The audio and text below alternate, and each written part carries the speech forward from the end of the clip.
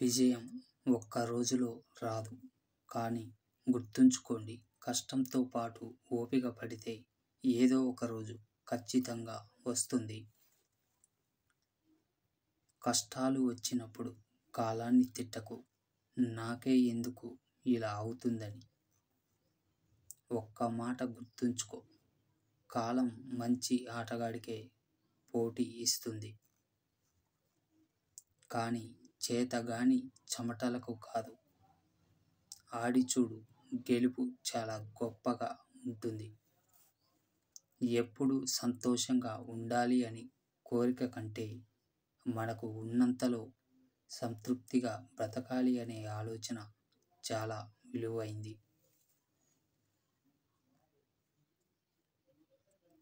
నిన్న ఉన్న సంతోషం రేపటికి ఉంటుందో లేదో తెలియదు. అలాగే ఈరోజు ఉన్న కష్టం రేపటికి ఉండకపోవచ్చు. కష్ట సుఖాలు వచ్చిపోయే బంధువు లాంటివి. ఉన్నది ఒకటే జీవితం, నలుగురితో కలిసి మెలిసి నవ్వుతూనే నవ్విస్తూ గడిపేద్దాం.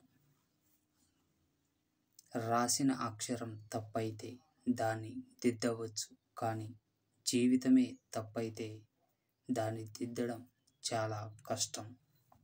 అందుకే జీవితంలో వేసే ప్రతి అడుగుని ఆచితూచి వేయండి. సుఖం దుఃఖం రెండు శాశ్వతాలు కావు. సంతృప్తిలోనే అసలు విజయం ఉంది.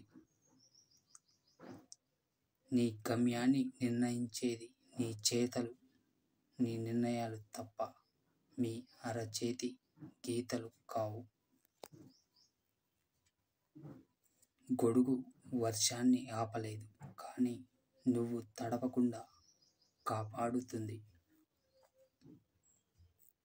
అలాగే ప్రయత్నం విజయాన్ని అందించకపోవచ్చు, కానీ గెలవడం ఎలాగో నేర్పిస్తుంది.